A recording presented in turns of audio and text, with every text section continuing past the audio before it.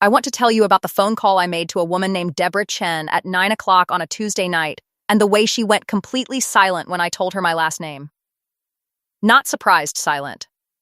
Recognition silent. The silence of someone who has been waiting for a call like this for a long time. She said, "So you finally found out." I said, "I'm still finding out. That's why I'm calling. I need to back up. My name is Lauren. I am 41 years old and I have always been the responsible one. I skipped a job in Seattle because my mother said she didn't know what they would do without me. I paid their bills when things were tight. I stayed close when staying close cost me things I didn't fully price until later. My sister Jenna was the other kind. Younger by 4 years. Brighter in rooms. She left at 19 without a real explanation, a conversation with my mother that ended in shouting, a bag packed by morning, a note that said, "I can't do this anymore, and I'm sorry, Lauren," and nothing else. I thought she was being selfish. My parents said she had always been difficult, ungrateful, unable to handle responsibility. I believed them. 20 years passed. No contact. I stopped thinking about her the way you stop thinking about a door closed long enough that you forget there was ever a room behind it. Then 8 months ago, Jenna came back. She showed up at my parents' house on a Sunday looking like 20 years had been occasionally kind and occasionally brutal. Thinner. Tired in a way that isn't about sleep. She hugged my mother in the doorway and said she had made mistakes and wanted to come home. By month 2, I started noticing things I wasn't looking for. Jenna had moved back in. She and my mother were suddenly inseparable long conversations that stopped when I entered the room. My father's appointments, which I had been scheduling for months, were now being handled by Jenna. Small things individually. Together they had a shape I didn't like. Then my mother mentioned the will. Casually, she said they were thinking of updating it, that Jenna was home now and they wanted to make sure she was taken care of. She said it the way you say something already decided. I drove home that night with something cold in my chest and started paying attention differently. I went back through years of things I had accepted without examination. The bills. The Seattle job my mother had called crying about 2 days before I was supposed to accept it. I pulled old bank statements and looked at patterns. Underneath the surface of my life, I found a shape I had never seen, because I had never thought to look. Money moved in and out of my parents' accounts in ways that didn't match their stated expenses. One name appeared 3 times across 2 years, Deborah Chen, with amounts totaling just over $40,000. I called her on a Tuesday night.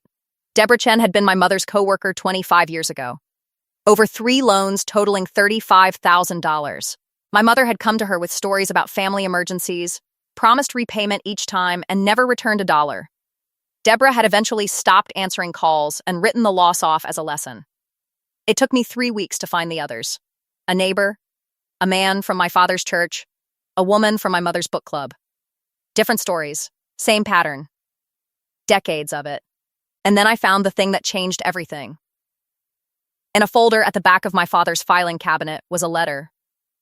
Handwritten, dated 20 years ago, 4 months before Jenna left. From Jenna to my parents. It said she had found out about the money. That she was scared. That she didn't know who else to talk to. Then one line that stopped me cold. I tried to talk to Lauren, but Lauren wouldn't hear anything bad about you, and I don't know how to make her see it.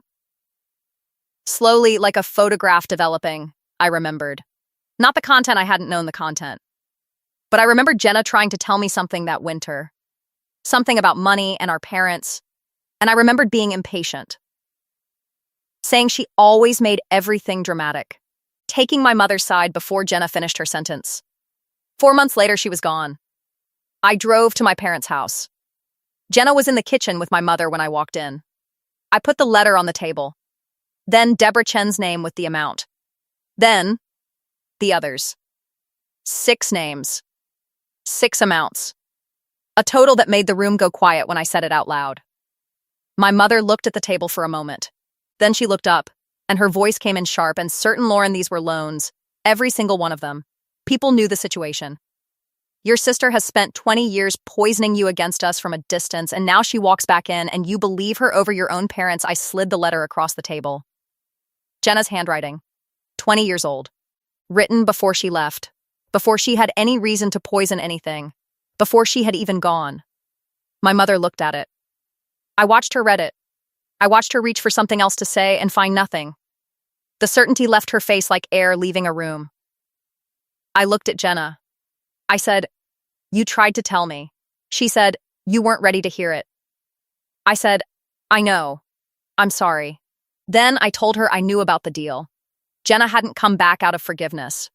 She was sick. I had seen the medication in the bathroom cabinet 2 months earlier and said nothing, and she had needed somewhere to land. My parents had offered her the inheritance position in exchange for her silence. A performance of reconciliation that bought them continued protection. Jenna didn't deny it. She said, "I needed help, and they were the only family I had left." I said, "You had me. You always had me. I just didn't know it yet." My mother had stopped talking entirely. My father stood in the doorway looking smaller than I had ever seen him. That week I called an estate lawyer, then Deborah Chen, to tell her that someone in my family finally knew what had happened and was sorry. She cried.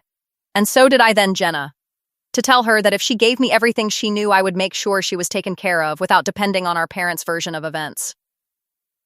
She told me everything. 4 hours. 2 pots of coffee. The will was restructured.